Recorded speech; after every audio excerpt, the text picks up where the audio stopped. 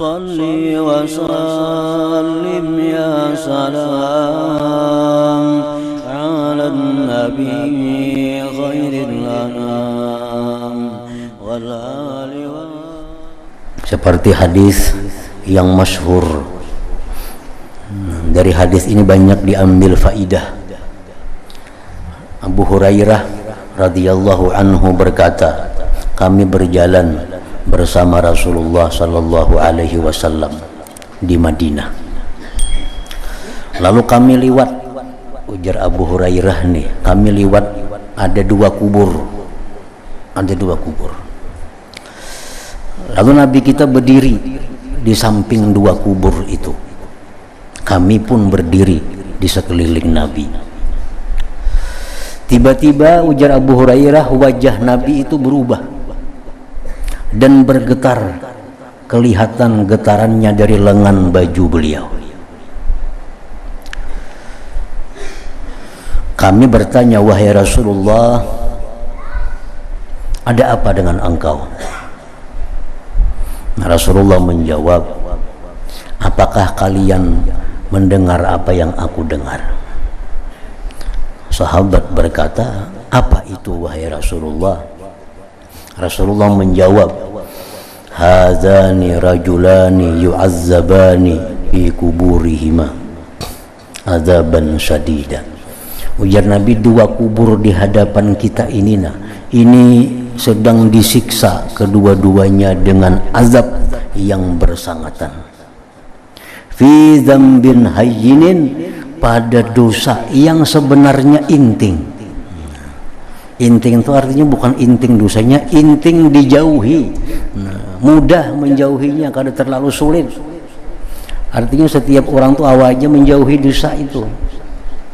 Nah, ini orang disiksa kedua-duanya ini karena dia melakukan satu dosa yang mudah. Sahabat berkata, apa itu dosa wahai Rasulullah? Nah, yang satu ini jar Nabi, dia disiksa dikubur dengan siksa yang pedih karena dia ini tidak hati-hati buang air kecil. Kada hati-hati bakamih mana aja. Kada hati-hati bakamih itu sehingga mencurat ke situ kamari bisa, atau bebasuhnya kada hati-hati. Nah, sehingga najis. Bila najis itu maka sembahyang kena kada sah sembahyangnya. Akibat, padahal itu sebenarnya mudah aja dijauhi, mudah aja dilaksanakan. Kayak apa supaya bakami itu jangan demikian. Nah, cuma karena ini kada hati-hati, ya akibat ini sekarang dia disiksa. Yang satunya lagi jar Nabi, yang satunya lagi itu yu'zin nas bilisanihi wa yamshi bainahum bin namimah. Yang satunya ini jar Nabi, ini disiksa dalam kubur ini karena menyakiti manusia dengan tutur katanya. Tutur katanya ini menyakiti hati orang, dan dia suka anjur atar. Nah, padahal itu kan aja dihindari, apa ngalihnya kada anjur ataran itu.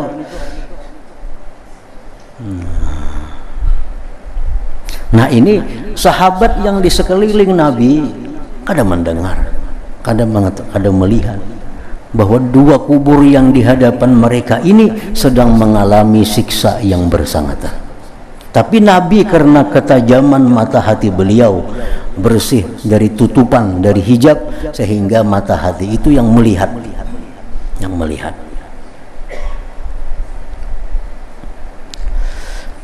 Nah, Nabi bisa memastikan, oh ini orang kena azab di kubur karena sini melihat seorang. Ini orang disiksa karena mengetahui, mendengar sendiri. Sehingga bisa mengisahkan, bisa mengatakan. Kalau kita hanya ini di kubur ini disiksa nih, kenapa garang? Ini bahari maling, kada kawan itu. Kada boleh kita memutuskan itu. Ini di kubur ini disiksa nih, karena katuju berjudi dulu, kada kawan. Kecuali kita melihat ini sedang mengalami siksa, nah hanya kita bisa memutuskan.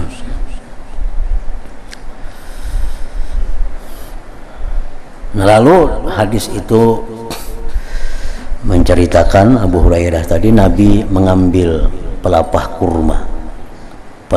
kurma sidin belah dua, Satu diletakkan di kubur yang satu pelepah di kubur yang satunya.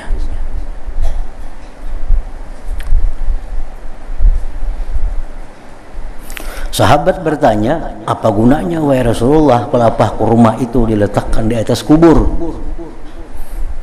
Apakah itu ada manfaatnya? Naam ya Nabi. Yukhaffafu anhuma ma dama ratbatayn. Ini orang dikubur akan diringankan azabnya selama pelepah kurma ini masih basah.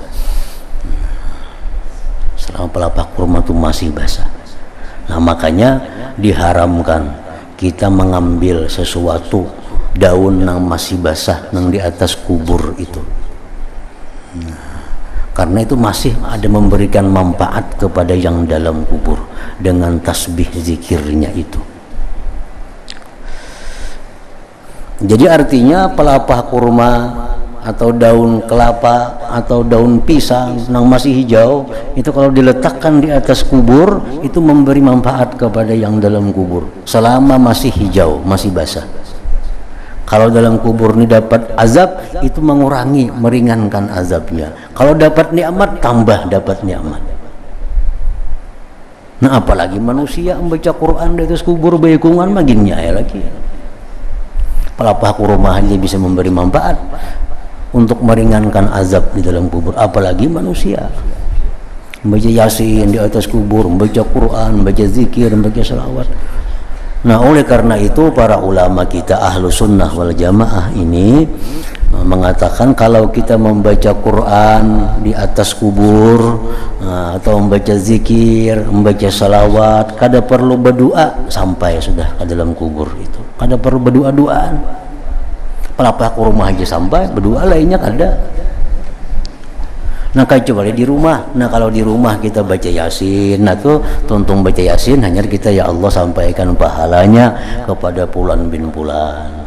Kalau di kuburnya kada perlu berdoa pun sudah sampai rahmatnya kepada yang di dalam kubur tadi.